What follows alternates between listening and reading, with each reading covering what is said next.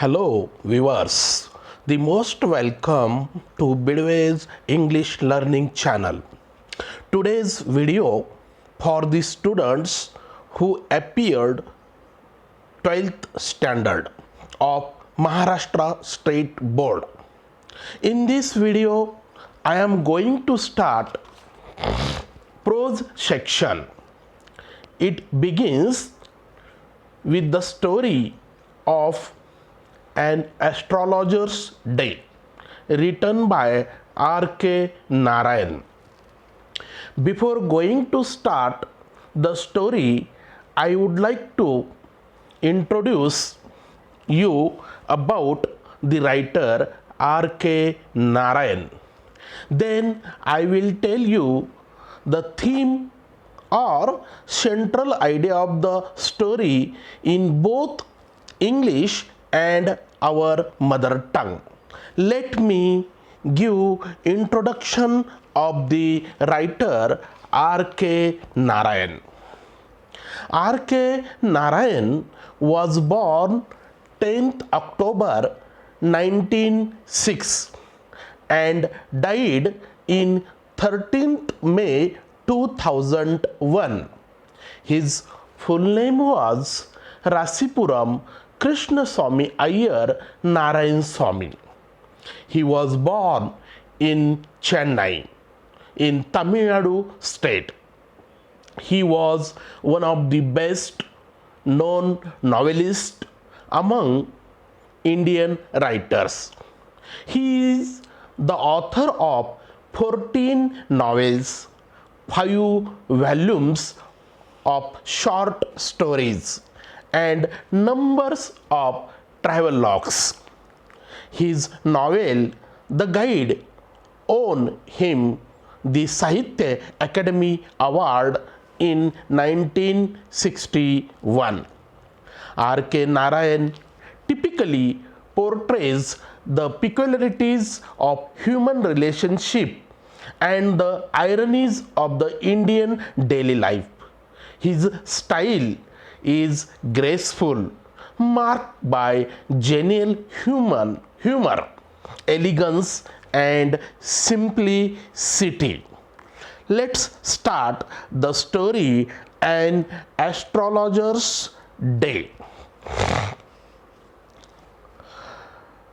Punctually at midday, he opened his bag and spread out his professional equipment, which consisted of a dozen cowrie cells, a square piece of cloth with obscure mystic charts on it, a notebook, and bundle of Palmyra writings. विद्यार्थी मित्र हो, ही गोष्ट आहे एका ज्योतिषाची. तो दररोज दुपारी 12 वाजेच्या सुमारास हा ज्योतिषी त्या शहरातील गजबजलेल्या बाजारपेठेत एका मोठ्या चिंचेच्या झाडाच्या फांदीच्या सावलीत लोकांचे भविष्य सांगण्याचा व्यवसाय थाटून आपला उदरनिर्वाह भागवित असे. आपल्या ह्या व्यवसायासाठी लागणाऱ्या साहित्याची बॅग त्याच्यासोबत असे.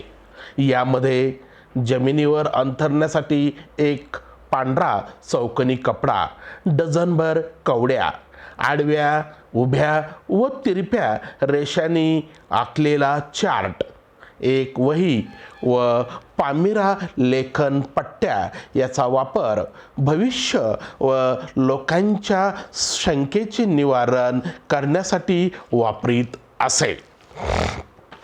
आपण स्क्रीनवर पाहू शकता.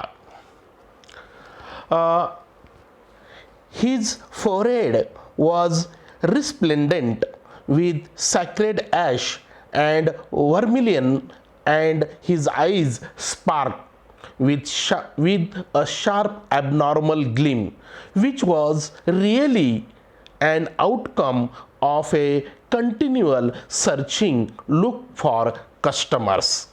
The power of his eyes was considerably enhanced by their position placed as They were between the painted forehead and the dark whiskers. The crown, the effect, he wound a saffron colored turban around his head. या ज्योतिषाचे कपाळ अतिशय चमकदार होते. त्या कपाळावर पांढऱ्या भस्माच्या आडव्या पट्ट्याच्या मधोमध कुंकवाचा टिळा तो लावित असे. त्याच्या मोठ्या डोळ्यामध्ये खूपच तेज असे, ज्याने ग्राहकांना आकर्षित केले जात होते. डोक्यावर केशरी रंगाची पगडी व त्याचा चेहरा शरीराला शोभून दिसत असे. त्याचा हा पेहराव ग्राहकांना सहज आकर्षित करणारा होता. A place where he was going to tell any other's future. That place was too much crowded. There a variety of trades and occupations, different types of shops where some magicians, medicine seller, hardware seller, and especially beside the astrologer there was a vendor who sells fried groundnuts, and very close there was a cloth seller who was shouting loudly for attracting the customer. He was selling the clothes in cheap rates. तो ज्योतिषी ज्या चिंचेच्या झाडाखाली बसत असे, तो भाग अत्यंत गजबजलेला होता. लोकांची गर्दी असलेल्या या बाजारपेठेत वेगवेगळे व्यवसाय थाटलेले होते. यामध्ये प्रामुख्याने औषधी विक्रेते, चोरून आणलेल्या हार्डवेअरच्या मालाची विक्री करणारे विक्रेते, जादूगाराबरोबरच मोठमोठ्याने ओरडून स्वस्त दरात कपडे विकणारा आणि खारेमुरे विक्रेता त्या ज्योतिषाच्या जवळ उभा असायचा. तो आपल्या खारेमुरेला वेगवेगळी नावं दररोज द्यायचा. कधी बॉम्बे आईस्क्रीम, तर कधी दिल्लीचा बदाम, तर कधी राजाची डेलेशी, अशी नावे त्याने आपल्या चुरमुरेला दिलेली होती. At the evening, when the darkness comes, there was no facility was provided by the municipal corporation, that is electricity. So as there was no electricity, the shopkeepers use their gas lights, some other lanterns. Some shopkeepers they use cycle lamps to get the light. संध्याकाळ व रात्रीच्या वेळी या बाजारपेठेत म्युनिसिपालिटीने कसलीच लाईटची व्यवस्था केलेली नव्हती. विक्रेते कंदील, गॅस बत्ती किंवा सायकल लॅम्पचा उपयोग आपली दुकाने प्रकाशित करण्यासाठी करायचे. ज्योतिषाच्या जवळच असलेल्या खारेमुरे विक्रेत्याकडे असलेल्या कंदिलाच्या उजेडाचा आधार घेऊन आपला हा ज्योतिषी व्यवसाय चालवित असे. त्याच्याकडे स्वतःचा कंदील देखील नव्हता. ग्रहतारेचा अजिबात अभ्यास नसलेला, परंतु आपल्याला ग्रहताऱ्यांचा सखोल अभ्यास आहे असे ढोंग करून आपल्या तल्लख बौद्धिक चातुर्याच्या जोरावर आपला हा व्यवसाय यशस्वीरित्या करणारा ज्योतिषी खरोखरच या व्यवसायाला पात्र होता. When he had left his village without any previous thought or plan, if he had continued there, he would have carried on the work of his forefathers, namely tilling the land, living, marrying, and ripening in his cornfield and ancestral home. कसलीच योजना व बेत नसताना आपले स्वतःचे गाव सोडलेला हा ज्योतिषी जर आपल्या स्वतःच्या गावात असता तर आपली वडिलोपार्जित शेती करून, लग्न करून, आपल्या परंपरागत मक्याची शेती करून, वडिलोपार्जित जुन्या वाड्यात राहून आपले जीवन सामान्यप्रमाणे जगत असता. परंतु त्याला घर सोडून या शहरात ज्योतिषाचा व्यवसाय करणे परिस्थितीने भाग पाडले होते. He had a working analysis of mankind's troubles, especially marriage, money, and the tangles of human ties. Within 5 minutes, he understood what was wrong. He had charged 3 pies per question, never opened his mouth till the other had spoken for at least 10 minutes, which provided him enough stuff for a dozen answers and advices. He used to tell them, in many ways, they are not getting results for their efforts. He would say to the clients, is there any woman in their family or maybe even a distant relative who is not well disposed towards them? Sometimes he used to say most of their troubles are due to their nature. There is Saturn in their Rashi. They help others but nobody helped them in need. Once they suffered from serious situation or disease, they trust on everyone immediately. They are too emotional and sentimental. आपल्या ज्योतिष विद्याद्वारे तो लोकांच्या समस्यांचे निवारण करीत असे. अनेक ग्राहक त्याच्याकडे लग्न, पैसा व आपसातील मतभेद व वादविवाद यावर उपायासाठी त्याच्याकडे येत असेत. ज्योतिषी त्यांच्या प्रश्नावर उपाय सुचविण्यासाठी प्रत्येक प्रश्नाला 3 पैसे घेत असे. सर्वप्रथम त्याच्याकडे आलेल्या ग्राहकाचे म्हणणे तो 10 मिनिट निमूटपणे ऐकायचा व त्यांना आवडेल अशा शब्दात त्यांच्या शंकेचे निरासन करायचा. कधी तो म्हणायचा की त्यांच्या घरात किंवा नातेवाईकात अशी एखादी स्त्री आहे की जी त्याचा दोष करते. कधी तो सांगायचा की आज ज्या समस्यामधून ते जात आहेत त्या समस्याला त्यांचा स्वभाव कारणीभूत आहे. कधी म्हणायचा की तुमच्या राशीमध्ये शनी आहे. कधी लोकांना पटेल अशा गोष्टी तो सांगायचा. कधी म्हणायचा तुमचा स्वभाव असा आहे की तुम्ही लोकांची खूप मदत करता परंतु तुमच्या मदतीला कोणीच धावून येत नाही.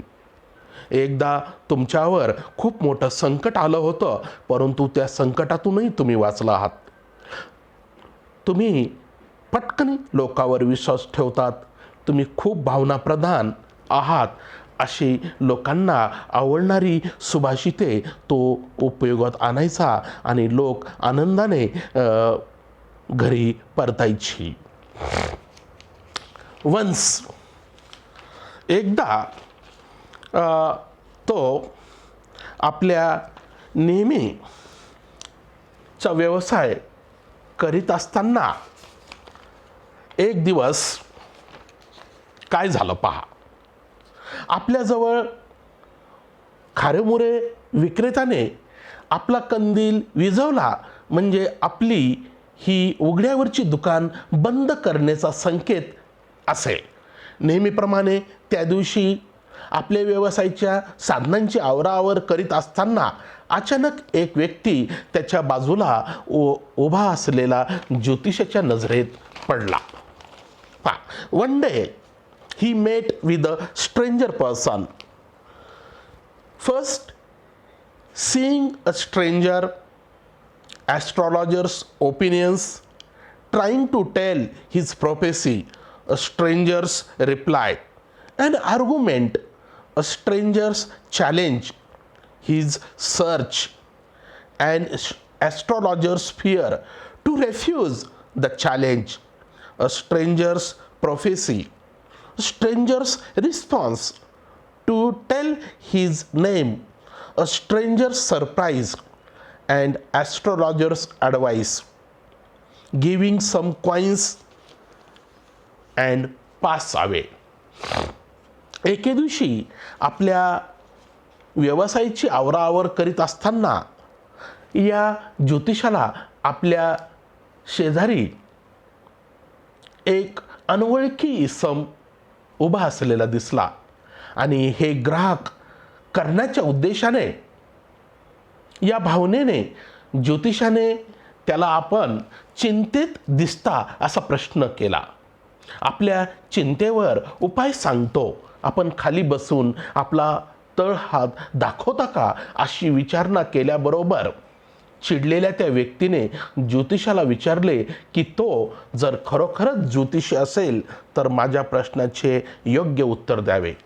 हे चॅलेंज स्वीकारल्यास व माझे समाधान केल्यास योग्य मोबदला तुला मिळेल, असे त्या अनोळखी व्यक्तीने ज्योतिषाला सांगितल्याबरोबर त्याचे चॅलेंज आपल्या ह्या ज्योतिषाने स्वीकारले. तो अनोळखी व्यक्ती सिगारेट पीत खाली बसला व आपल्या तळहात ज्योतिषाच्या हातात दिल्याबरोबर या ज्योतिषाने त्याचे भविष्य सांगायला सुरुवात केली. परंतु अगदी जवळून पाहिल्यानंतर ज्योतिषाच्या चेहऱ्यावर वेगळेच भाव उमटले व प्रश्नाचे उत्तर देण्यासाठी आपल्याला खूप उशीर झाला आहे, उद्या परत या, असे म्हणून ते ग्राहक टाळण्याचा प्रयत्न ज्योतिषी करू लागला. अनोळखी व्यक्तीने त्याला घरी जाण्यापासून रोखले. आधी स्वीकारलेले चॅलेंज पूर्ण करावे आणि नंतरच तो त्या ज्योतिषाला घरी जाऊ देईल, असं फरमान त्या अनोळखी इस्माने ज्योतिषाकडे केला. यावेळी ज्योतिषी फार घाबरलेला होता, आवाजही कंप पावलेला होता. शेवटी ज्योतिषाने त्याला सांगितले की तो ज्याच्या शोधात आहे त्याच्याबद्दल तो सांगेल, पण यासाठी त्याने 1 रुपया चार्ज द्यावा, असे म्हटले आणि नेहमीच्या पद्धतीने आकाशाकडे पाहून बोटाच्या हालचाली काही करत काहीतरी पुटपुटण्याचे नाटक करीत तो त्याच्या बाबतीत घडलेल्या गोष्टीचे कथन करू लागला. ज्योतिषाने त्या अनोळखी व्यक्तीला सांगितले की एकदा त्याच्यावर चाकू हल्ला झाला होता. अनोळखी इसमला हे म्हणणे पटले व त्याने पुढे काय झाले हे सांगण्या अगोदर आपल्या छातीवर चाकू हल्ल्याची झालेली खून दाखविली ज्योतिषाला आणि ज्योतिषाला विचारले की पुढेचं भविष्य मला सांग. नंतर ज्योतिषाने त्याला सांगितले की चाकू हल्ला झाल्यानंतर त्या अनोळखी इस्माला जवळच्याच विहिरीत मरण्यासाठी ढकलण्यात आले होते. असे सांगितल्याबरोबर अनोळखी व्यक्तीने ज्योतिषाला सांगितले, जर वाटसरूने विहिरीत डोकावून पाहिले नसते तर तो आज जिवंत नसता, असे ज्योतिषाला सांगितले. जेव्हा ज्योतिषाने त्याला गुरुनायक या नावाने हाक मारल्यानंतर तो अनोळखी व्यक्ती एकदमच आश्चर्यचकित झाला. त्याने ज्योतिषाच्या वर हल्ला करणाऱ्या त्याने ज्योतिषाला आपल्यावर हल्ला करणाऱ्या व्यक्तीबद्दल विचारले असता ज्योतिषाने त्याला सांगितले की या जन्मी त्याला तो माणूस मिळणे शक्य नाही, त्याची भेट कदाचित पुढल्या जन्मी होईल, असे सांगितले. कारण ज्या व्यक्तीच्या शोधात तो अनोळखी इसम आहे तो व्यक्ती काही दिवसापूर्वीच मृत्यू पावला. यावर अनोळखी व्यक्तीने ज्योतिषाला म्हटले की त्याच्यावर हल्ला करणाऱ्या व्यक्तीला मरण इतक्या सहजासहजी येणार नाही. तेव्हा ज्योतिषाने सांगितले, बरोबर आहे तुझं, की त्या व्यक्तीचा मृत्यू ट्रकच्या चाकाखाली येऊन झाल्याचे सांगितल्याबरोबर त्या अनोळखी म्हणजेच गुरुनायकच्या चेहऱ्यावर किंचित स्मित आले. ज्योतिषाने त्या गुरुनायकला चिमूटभर भस्म देऊन त्याच्या कपाळावर लावण्याचे सांगितले व परत आपल्या घरी जाण्याबाबत फरमावले.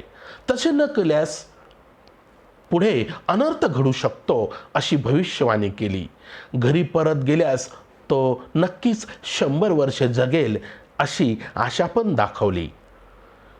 समाधान झालेल्या गुरुनायकने काही पैसे ज्योतिषाच्या हातावर ठेवून आपल्या घरचा रस्ता धरला. गुरुनायक गेल्याबरोबर ज्योतिषाने आपल्या सामानाची आवरावर करून आपल्या घरचा रस्ता धरला. It was nearly midnight when the astrologer reached home.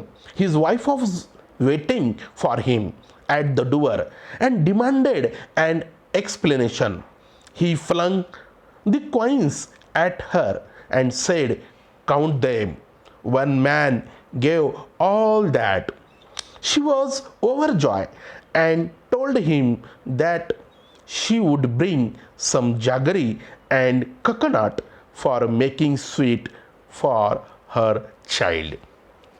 इकडे आपले पती अजूनही घरी न परतल्यामुळे चिंतेत असलेल्या त्या ज्योतिषाची पत्नी दारावर ज्योतिषाची वाट पाहत उभी होती. आपला पती घरी आल्याबरोबर उशिरा येण्याचे कारण स्पष्टीकरणासह विचारले. तेव्हा ज्योतिषाने तिच्या हातावर ते पैसे देताना सांगितले की हे पैसे सगळे एकाच ग्राहकाने दिले आहेत. एवढे पैसे पाहून आनंदित झालेल्या पत्नीने उद्या गूळ व नारळ आणून आपल्या मुलीसाठी गोडधोड करण्याचे सांगितले. तसेच आपला पती थोडा चिंतित असल्याचे तिने पाहिले व त्यावर तिने कारण विचारले की आपण चिंतेत का आहात. Then the astrologer explained, when he used to live with his parent in that village, he was a very silly youngster. Whole day he was wandering to and fro, drinking alcohol with his friends, sometimes gambling and occasionally quarreling with friends. And one day an incident took place. After drinking alcohol, they gambled and there was a quarrel between astrologer and his friend. Astrologer tried to kill him with the help of knife and finally he pushed him into the well. आणि बाजेवर बसत त्याने खूप दिवसापासून आपल्या डोक्यावरचे असलेले ओझे उतरल्याचे आपल्या पत्नीला सांगितले. एकदा माझ्या हातून खून झाल्याचे त्याला वाटत असताना तोच व्यक्ती आज त्याच्यासमोर ग्राहक म्हणून आला होता. खून केल्यानंतर त्याला गाव सोडून या गावात स्थिर होऊन तिच्याबरोबर लग्न करून आपले जीवन त्या खुनेच्या चिंतेत जगत होता. परंतु आज आपल्या हातातून खून झालेला व्यक्ती जिवंत आहे हे पाहून आज त्याच्या डोक्यावरचा तो लागलेला कलंक, लागलेला डाग निघून गेला होता. पत्नीने ज्योतिषाला खुनाचा प्रयत्न का केला असे विचारलं असता त्याने सांगितले की तो गावात असताना तो एक मवाली होता. मित्राबरोबर दारू पिणे, जुगार खेळणे, वेळ प्रसंगी भांडणे करणे हे नित्याचेच होते. एके दिवशी दारू पिऊन मित्राबरोबर भांडण करून त्याला चाकूने जीवे मारण्याचा प्रयत्न करून विहिरीत मरण्यासाठी ढकलून त्या गावातून पलायन केलेली व्यक्ती म्हणजेच तो ज्योतिष्य होता, असे त्याने आपल्या पत्नीला सांगितले. शेवटी डोक्यावरचे खुनाचे शल्य आज उतरल्यामुळे तो शांतपणे झोपण्यासाठी बाजेवर आडवा झाला. Now he feels relax because a great load was gone from him that day. He told his wife that why he thought of it then. It was the time to go to sleep, yawning and stretch himself on the pile. That night he slept soundfully. Friends, here the end of the story. विद्यार्थी मित्र हो, मी आपल्याला an astrologer's day he story आपल्या मातृभाषेत थोडक्यात सांगण्याचा प्रयत्न केलेला आहे. Thanks for watching. If you like, share, comment and subscribe my channel. See you next.